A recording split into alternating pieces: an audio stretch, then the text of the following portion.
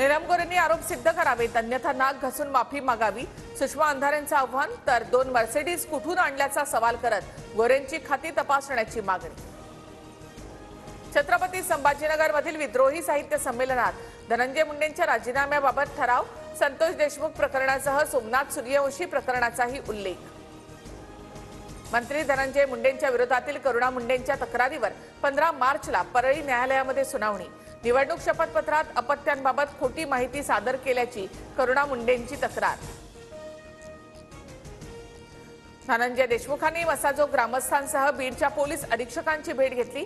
संतोष देशमुख हत्या प्रकरणी मागण्यांचा पाठपुरावा करण्यासाठी अन्नत्याग आंदोलनावर ठाम.